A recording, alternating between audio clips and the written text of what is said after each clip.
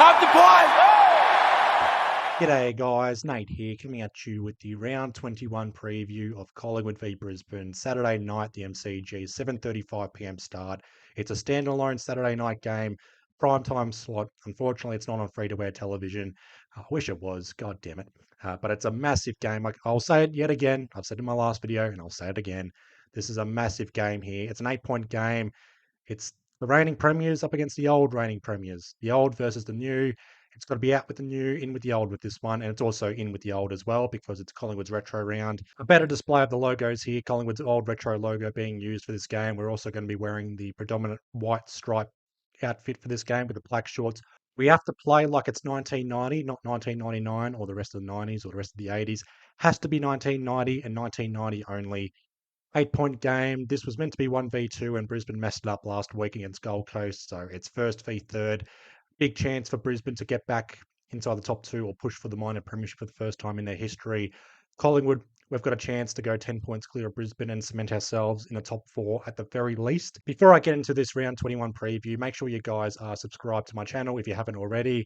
My goal for the end of this year is to get to 500 subscribers. Not a lot, it's a small goal, but hopefully we'll get there eventually. I said the end of the year, not end of the season. I'm not going to put a timeline on it, but I'll do my best to get to that milestone, and then who knows from there.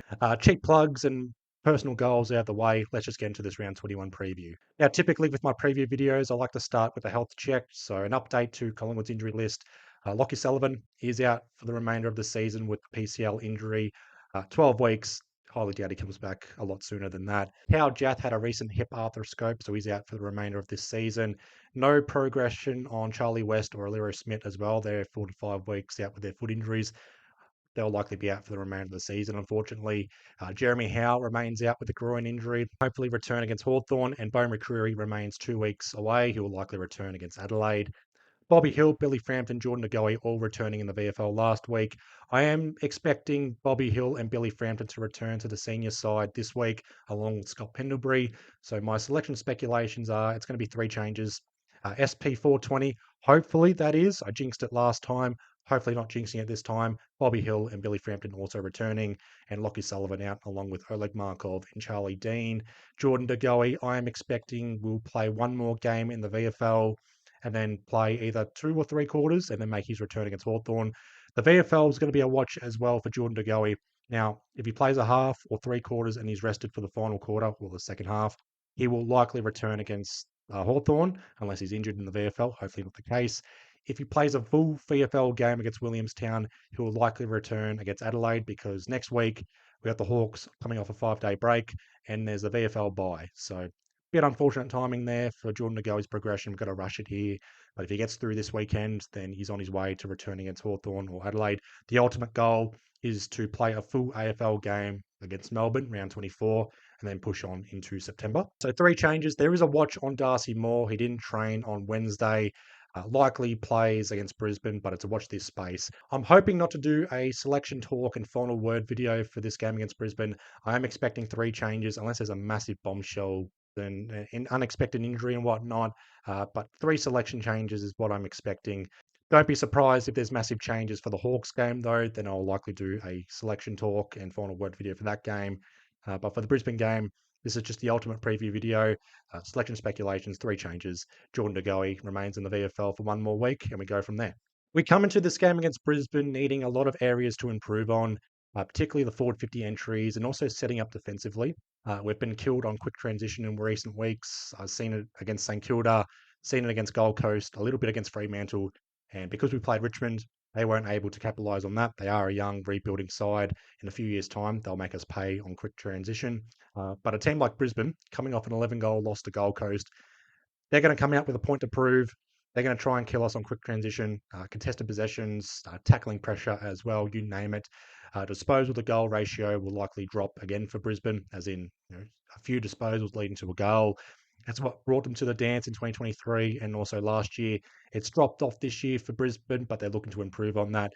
But the game last week against Gold Coast, they got exposed massively across the board in wet weather conditions. They conceded 20 goals, 10 in wet weather conditions. Probably one of the worst games I've seen from Harris Andrews as well as a leader, as a defender. I know that's ironic saying that because Darcy Moore had a pretty bad game against Fremantle, for example, but For Brisbane, a lot of players need to step up. A lot of leaders. Guys like Neil and Dunkley, however, they just contribute each and every week. Dane Zorko as well. But it's their key forwards. They're missing Joe Danaher massively. They've filled the void to an extent, but it's also been a big part in, I guess, their drop off attackingly. They're not in the Fox Footy Premiership window for their scoring ability or the defensive efforts anymore. They are third on the ladder, but you feel like they lose this game, they can drop off massively. But in saying that, finishing in fifth spot or outside the top four won't impact them, clearly. They're the reigning premiers from fifth spot last year. But I see a few areas we can exploit Brisbane on, and in particular, if we can beat Brisbane in contested possessions, the tackling, disposal use overall, and also inside 50 entries, we should be able to win this game. This year, we've seen teams who use the ball better and also gain territory, are the ones that typically win games. Usually in previous years, it's been win contested possessions, win the clearances, win the tackles, you win the game, win the disposals as well, you win the game. Not so much this year. Teams are now being more efficient with ball in hand or when they have the possession and also gaining that territory. Brisbane are adapting to that as well. I mean, they're the reigning premiers. They've evolved better here compared to what we did last year, so can't fault them on that. We should be able to cover Brisbane's height up forward with our back line. It's just their small forwards I'm a little bit worried about. They're not contributing necessarily this year compared to previous seasons, but on the big stage, they'll thrive. So it's a massive game for guys like Harry Perryman and Dan Houston. We brought them in for a reason. So let's see how they contribute in a big game like this. Just with comparing the pair, Brisbane do lead a lot of stats compared to us, compared to the entire league. Brisbane, their little weaknesses are tackling pressure. Their disposal to goal ratio has dropped off, as I said a little bit earlier. They're not fully effective with their disposal use as well compared to previous seasons. And we are both inaccurate in front of goals. Brisbane somehow a little bit more inaccurate compared to us. Collingwood's shot efficiency and also their goal efficiency, it's dropped off in recent weeks. It was standout best in the competition. Now it's dropped off. We're back to the pack on that. We are scoring from every two inside 50 entries. Unfortunately, we're not being accurate inside 50. Our goal efficiency's dropped to 25%. It was typically in that 28 to 30% ratio and one of the best in the competition. Dropping back to 25%, we need to improve on that. And that's our forward 50 entries and also setting up defensively and also just scoring from opposition turnovers from half back. That's gone missing, whether it's teams being more efficient with ball use and just being clever with how they use the ball, or if it's just us being a little bit lazy. Either way, it's areas we need to improve on. Just with the recent history, and surprisingly, Brisbane lead the overall head-to-head 23 to 19. They also lead the overall head-to-head in games in Victoria against us 10 to 9, and the overall head-to-head is 7-all at the MCG. Brisbane are on a 7-game win streak in Victoria that dates back to late last year, the final series that is, also winning 5 games in Victoria this year. Brisbane are 6 wins, 4 losses against teams inside the top 9, 4 wins, 4 losses if you don't include Bulldogs with teams inside the top 8. Same with Collingwood. They're 5-4 against teams in the top 9, and they're also 4-4 against teams in the top 8, excluding the Bulldogs. And the last time we met, Collingwood winning by 52 points. That was an impressive game. It's going to be hard to replicate a 52-point win over Brisbane the same way we did earlier this year at the MCG. It's going to be hard to play that sort of game overall. Brisbane's going to come out breathing fire, guns blazing, turning the chicken up, putting the pressure on. Tackling ability is going to be through the roof. They're going to be fast, quick, agile in the midfield. Probably means Tom Mitchell plays the run with roll with Lachie Neale, similar to the 2023 grand final. Looking forward to that. Now, the debate remains ongoing if we can coexist with Tom Mitchell and Ned Long in the same midfield. However, I don't care.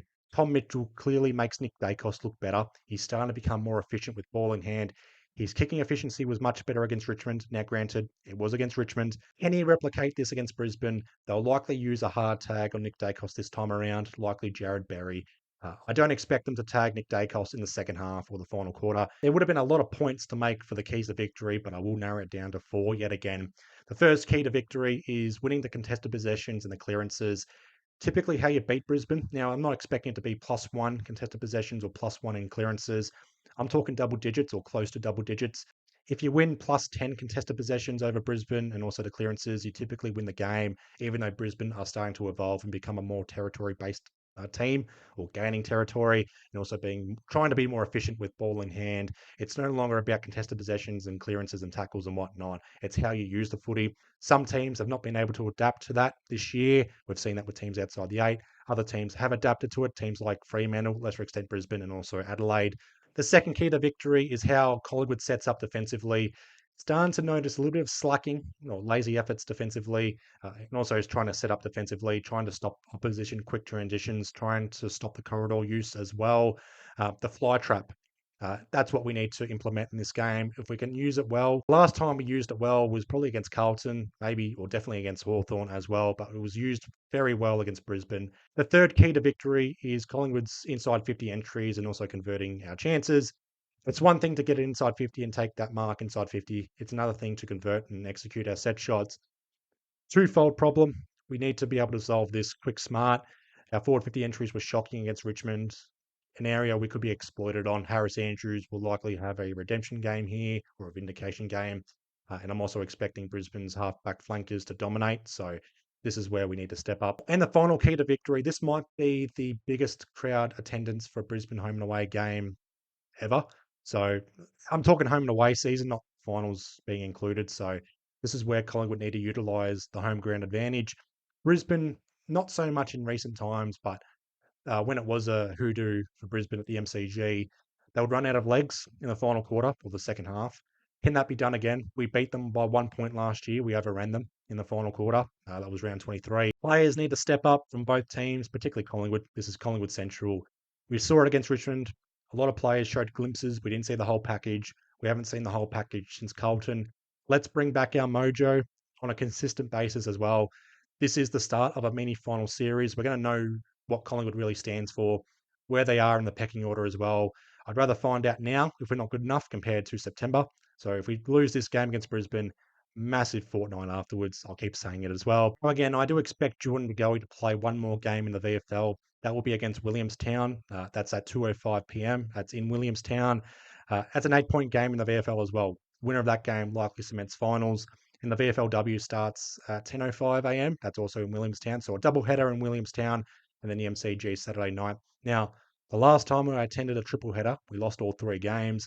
I will not be attending the VFLW. I will watch it online and then I'll make my way down to watch the VFL afterwards.